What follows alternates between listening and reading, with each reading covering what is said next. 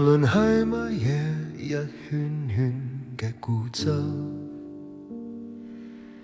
遠走他鄉拆開自己嘅模式，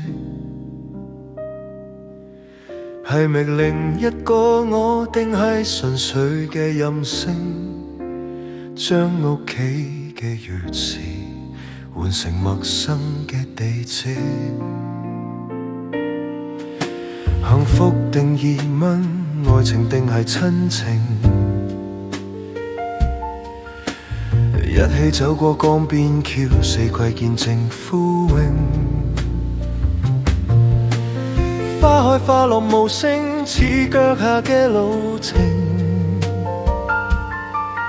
無人知終點係彩霞定係雷鳴。歲月痕跡刻喺臉上，邊個在意？邊個會輕輕放下所有憾事？若時間肯返轉頭，四季又逃離過。春生夏與秋收冬藏嘅韻律，你會否接住未見過嘅恐懼，去尋找未見過嘅世界軌跡？一個人的盡興是孤單定自愈？平靜嘅內心可否帶我高飛？捨棄嘅溫暖化做遠方晨曦。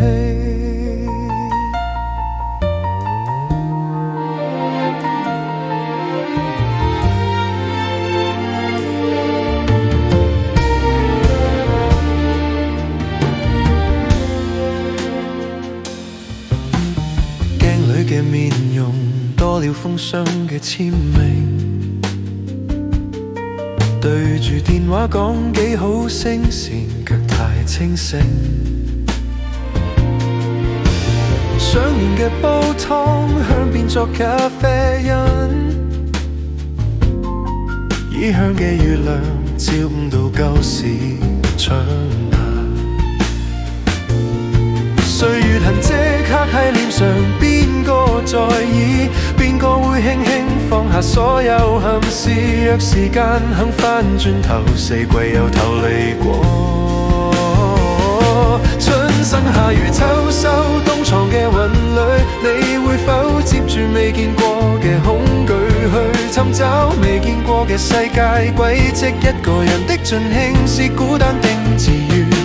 平靜嘅內心可否帶我高飛？捨棄嘅溫暖化做遠方晨曦。音樂轉位更簡約，更空靈的鋼琴伴奏演唱情緒更內斂，更盡自愈。